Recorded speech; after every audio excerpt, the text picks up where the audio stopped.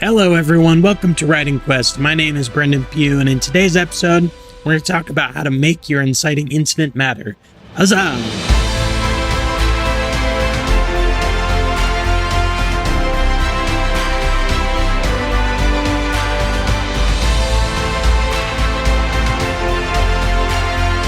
Alright, so before we get into the 5 tips I have for you today, let's talk about what the inciting incident is. We've talked about this before, but just to give it a quick recap, we will go over it. So the inciting incident is essentially the moment of the story where the hero gets kind of kicked into the action. So they can't really sit on the sidelines anymore, and it kind of takes them from where they were and it plops them right down into the plot.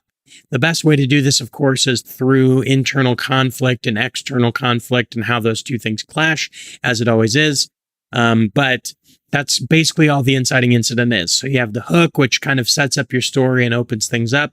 And then that leads into the inciting incident, which then kind of pushes the character into the story. And they don't know it yet, but they can't turn back. Here are 5 tips on how to make your inciting incident matter. Number 1, it must push the character into the story in a way that they can't turn back. So, like we were just saying in the intro, it has to grab the character and put them into the story, and it has to matter. So, one of the ways you can know that the inciting incident didn't really do its job very well is that you can replace the main character with any other character. If your main character can be replaced by any side character, then they haven't been pushed into the story in a way that they're essential to the story. So that's probably the biggest part of the inciting incident, is making sure that your main character is essential to the story and that they can't actually turn back from the events that are beginning to unfold. Number 2, you must continue to prey on the main character's internal conflict. So the inciting incident basically has to be an external event that preys upon and destroys their internal conflict. So they're going to have this thing inside them that they struggle with, that they go back and forth on, that they don't know about.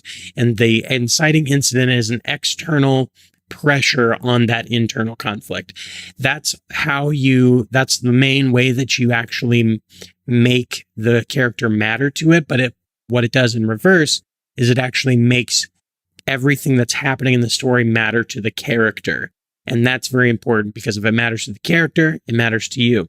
And so it's really important. I think one of the most important things is that you nail this part of the whole process, because as long as it matters to the character, it will matter to the reader. And that is what kind of ties the whole thing together. The reason to me that the internal conflict is so important at this point is that, we want to see people who struggle with the same types of things that we struggle with, but they can eventually transcend their problems and they can become the hero. That's what inspires us to become heroes in our own lives. It inspires me, of course, to do the best that I can, is that, seeing these characters rise to the level of being a hero that I aspire to be. And so that's something that, that's why that internal conflict matters, is because even though they have that internal conflict, it's maybe a stumbling block for them at the beginning, but eventually they learn to overcome those things and become the hero they were meant to be. Number 3, it must raise the stakes for them both emotionally and physically. A lot of times this happens as it relates to friends and family, so it doesn't necessarily happen to them, but it happens to someone they know, which is really important. So it could happen to them. That's a big thing too. It could happen to them, but a lot of times it happens to someone else or someone around them, which, in the case of my story that we're writing, Ro, her big internal conflict is that she wants to live up to the expectations of what she believes her father was. That she has this image of her father in her mind, that he was this epic hero, great man. And so she has this thing inside her that she wants to be like him.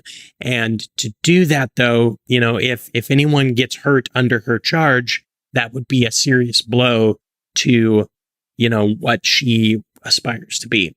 And so where the kind of hypothetical way you do this is through taking the external and clashing with the internal. The actual way that you write it is by putting someone in danger or putting them physically or mentally or emotionally in danger in a way that relates to their internal conflict.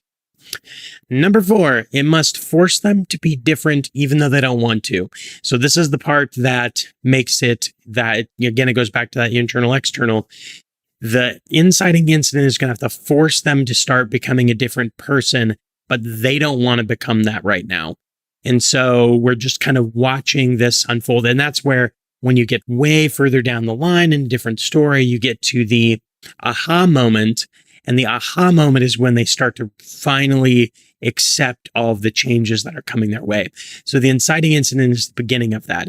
It's the beginning of pushing them into a story that's going to force them to change, and they don't want to accept it. They don't want to be a part of it, eventually leading them through the whole story, taking them to the aha moment where they accept all of the changes that are happening in their life and all of the changes that are going to force them to become the hero that we want them to be.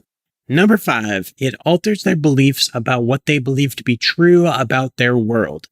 This is kind of the back half. So you have the front half, which is the internal conflict and the external conflict. Then you have the middle part, which is putting people in danger or them in danger or emotionally in danger, that preys upon that internal conflict.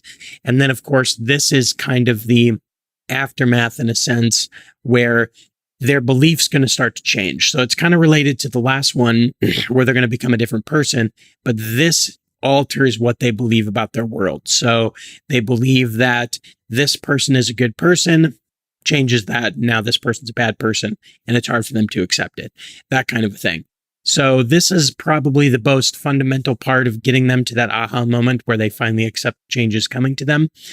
It's just that moment where they start to question everything. They question everything about everything they've ever known, where the hook was that you're foreshadowing these bad things, but they still believe that they're in control and they still believe that everything is fine.